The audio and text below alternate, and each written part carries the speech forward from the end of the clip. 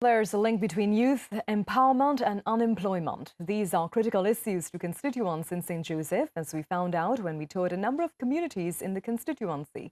Tonight, Liran Bromell looks at these issues, speaking with the residents and then posing the questions to the prospective candidates. They say youth are the future of tomorrow. We speak with the candidates to find out what plans they have for youth empowerment. This bird's-eye view from Upper Mendes Drive, Mount Lambert, gives an idea of the expanse of the first half of the St. Joseph constituency, from Mount Lambert to Mount Hope, and as far as the eye can see into Aranguas. You won't find a lot of youth, males in particular, willing to do on-camera interviews for one reason or the other. But they've given an insight, though guarded, on life in their communities. Many can be seen lambing on street corners or plying PH taxis for a quick buck. Youth empowerment is linked to the issue of under- and unemployment and poverty. In the constituency, we've spoken with a few people. They've all called for jobs, particularly for the young, as a means of keeping them away from a life of crime. If we address poverty, we can address crime and many different situations within the community and the country. And nobody seems to talk about poverty. They just get a pretty word, like how the person said that's no, but at the end of the day, I want them to address poverty. If we address poverty, everything will be serious at the end of the day. Independent candidate and television personality Errol Fabian wants social programs. There are young men who want to get into the programs, but the programs need to come to them. They feel marginalized. There's YTEP, there's OGT, there's MUST. There are a number of programs that they can fit naturally into, but they're not a people who come down to access it. So we need to take job fairs or whatever we could put together into these communities so that these young men and young women can be trained and get into a sustainable livelihood. Michael Lopez of the Democratic National Assembly is of the view that education is the key to resolving many of the issues.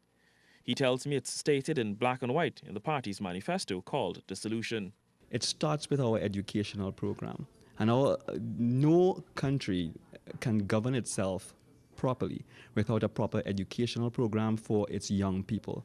Young people have to become empowered, and their education program has to be relevant to the resources that exist in the country. If it is that we are an energy-based country or oil-based, then our educational program is supposed to be tailored around our energy industry.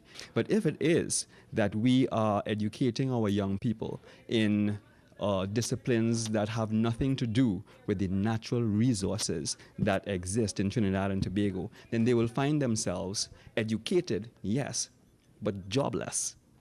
Mr. Lopez is also of the view that the URP and CPEP programs should not be the avenue for which jobs are created for able-bodied and honest citizens. As far as our CPEP and our URP are concerned, that dovetails both into the crime plan as well as the unemployment plan, because CPEP, our citizens are not supposed to be working doing CPEP or URP. That's for slaves. What we will tidily earmark CPEP and URP to would be for convicted persons. Omlala also believes the nation needs to move away from the issue of short-term employment to something more meaningful.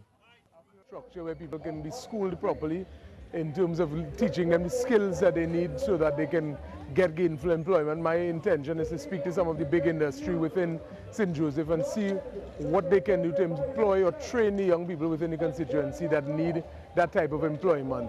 Basic training in terms of skills training is lacking within the constituency. I'm trying to create a system whereby young people can be trained and given that opportunity to find the employment. So that apart from seeking just government handouts, short-term CPEP employment, I want to see how I can forge a system that they get long-term employment and get that sense of empowerment for their own future. Ian Allen of United National Congress boasts that it's only been performance since he's arrived on the scene some 14 days ago. In fact, I've had a meeting with Minister Fazal Karim, and where we can have like a symposium and have there's a caravan that they have where they can go around to different areas in St. Joseph, and the youth can come out and tell me what you can do. If you can do, I mean, what is your skill? Get a certificate for you, start training you, get a stipend. Because at the end of the day, when you go out there, I mean, you still want a paper to show, you understand, and see what I mean. But that is something I have front burner. Terence Dayal Singh says youth and unemployment are areas he wants to address. In sustainable jobs, we have to look at part of our package of local government reform, which has to do with establishing companies within the corporations to provide jobs for people within the corporations. In Spring Valley, there was a big ravine which was started by the PNM and which was stopped. And if that had continued, that would have made hundreds of long-term jobs. Outside of that, we have to look at getting some people trained so that they can accept jobs in the private sector and so on, and maybe set up cottage industries within the areas. On Thursday, we look at the problem of crime in the constituency, and on Friday, our final electoral issue, infrastructure. Leron Brammel, CNews.